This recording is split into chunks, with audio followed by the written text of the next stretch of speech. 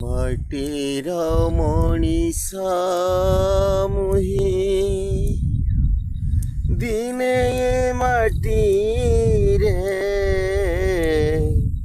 ମିଶିଯିବି କାହିଁକି ଆଉ ଲୋଭ କରିବି କାହିଁକି ଆଉ লোভ করিবি দিনে তো স্বর্গ দ্বার ଯିବି এই মাটিরে মিশিবি। নমস্তে, জয় জগন্নাথ। মোর এই গীতটি মନରେ ଆସିଲା ଏଇଥିପାଇଁ ଯେ କି କିଛି ବଡ଼ ବଡ଼ ଅଫିସର ମାନେ ଏ ଭାରତବର୍ଷକୁ ଇଂରେଜ ଠାରୁ ଆହୁରି ବି ପଛକୁ ନେଇ ଯାଇଛନ୍ତି।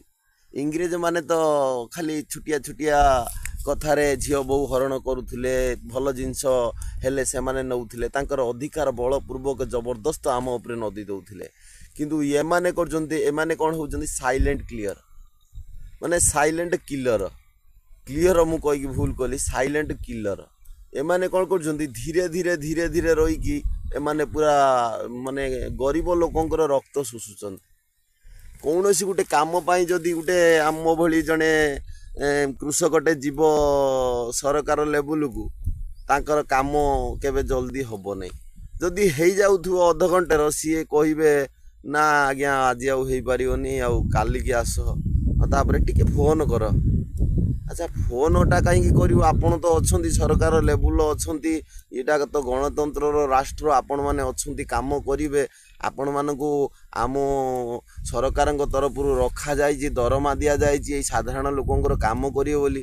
ଆମେ ଗରିବ ଚାଷୀ ଖଟିଖିଆ ମଣିଷ, ଆମେ କ'ଣ କରିବୁ? ଆପଣଙ୍କ ପାଇଁ ପାଖକୁ ଆସିଛୁ, କାମ କରିବୁ।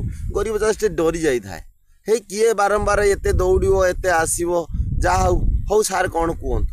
ହଉ, ସିଏ ସାର୍ଟି ଅତି ସୁନ୍ଦର ଭାବେ ପରିବେଷଣ କରିକି ପୁରା ଗେଲେଇକି 500-300 ଦେଇଦିଅ, କାମ ହେଇଯିବ, କେତେ ଥର ଦୌଡ଼ିବ।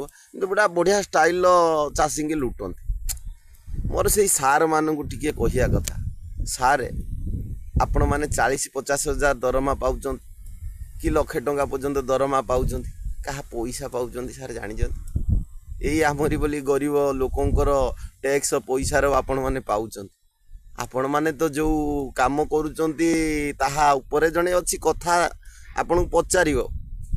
ଆପଣଙ୍କୁ ନିଶ୍ଚିତ ରୂପେ ଉପରବାଲା ଜଣେ ପଚାରିବ, ମଣିଷ ଜନ୍ମ ଦେଇଥିନି, ପାଠ ପଢ଼ିଲେ, ସଂସାର କଲେ, ଟଙ୍କା ରଖିଲେ, ଆପଣଙ୍କର ଫାଇଦା କଲେ, ସମାଜର ଆମମାନଙ୍କର କାମ କଲେ, ଆପଣମାନେ ଉପରବାଲା କତିରେ ଟିକେ ଶାନ୍ତି ପାଇବେ।